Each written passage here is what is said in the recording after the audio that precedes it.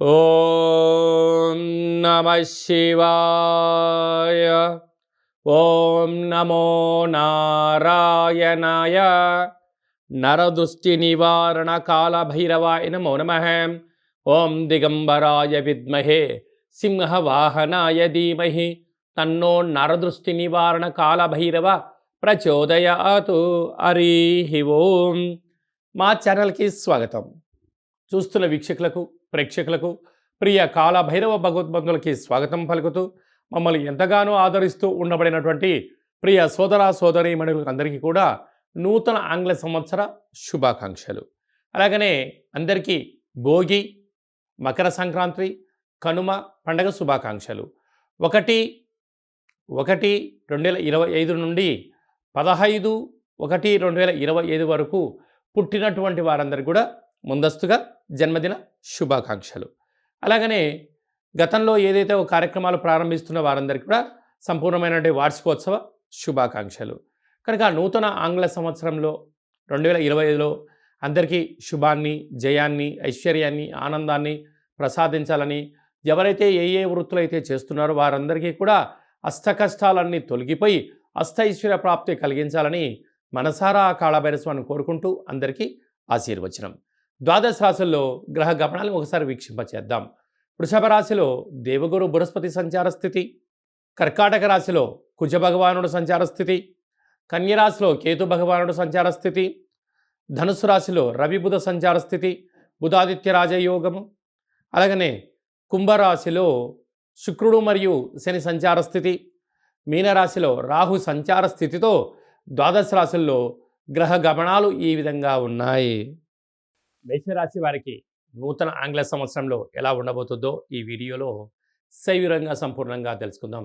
మేషరాశిలో ఏ నక్షత్రాలు వస్తాయనగా అశ్విని నక్షత్రంలోని 4 పాదాలు, భరణి నక్షత్రంలోని 4 పాదాలు, కృతికా నక్షత్రంలోని 1 పాదం కలిపితే మేషరాశి అవ్వడం జరుగుతుంది. చాలామందికి పుట్టినటువంటి కాల సమయంలో డేటా బర్త్లు లేనటువంటి వారికి పేరు యొక్క మొదటి అక్షరాన్ని అనుసరిస్తూ ఆ రాశిని తెలుసుకునే ప్రయత్నం చేద్దాం. చూ, చే, చో, లా, లీ, లు, లే, లో, ఆ అక్షరాల వారందరూ కూడా మేషరాశి జాతకులే. మేషరాశి యొక్క అధిపతి కుజ భగవానుడు.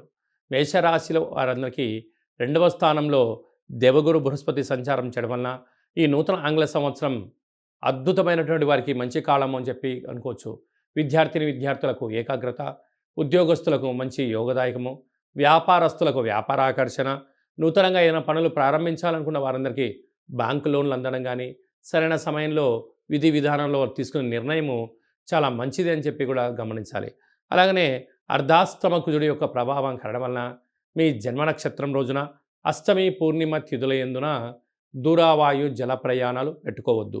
ఎందుకనగా కుజదోషం ఉండడం వలన కొద్దిపాటి జలగండము, వాయుగండము, జంతువులతో, సర్పాలతో, యంత్రాలతో, ఆయుధాలతో ఇబ్బంది పడే పరిస్థితి ఉంటుందని చెప్పి కూడా గమనించాలి. 6వ స్థానంలో కేతు సంచార స్థితి ఉండడం వలన వీలైనంత వరకు దూరపు ప్రయాణము, దూరపు యొక్క మీకు ప్రణాళికలు యోగాన్ని కలిగిస్తాయని చెప్పి కూడా గమనించాలి.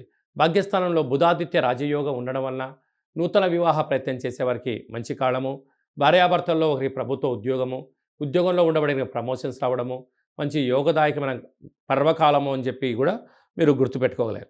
లాభస్థానంలో శుక్రుడు మరియు శని సంచార స్థితి ఉండడం వల్ల రియల్ ఎస్టేట్ వ్యాపారస్తులు, రాజకీయాలు, హోటల్ వ్యాపారాలు, ఆహార ఉత్పత్తులు, సేవారంగ కార్యక్రమాల్లో ఉండబడిన వారందరికీ కూడా చాలా సువర్ణపు అధ్యాయపు కాలం అని చెప్పి కూడా గమనించాలి. వ్యయంలో రాహు ఉండడం వల్ల నరదృష్టి, శత్రు ప్రభావాలు, మీ ఎదుగుదలను కొందరు ఓర్వలేకపోతున్నారని చెప్పి కూడా గుర్తుపెట్టుకోగలగాలి.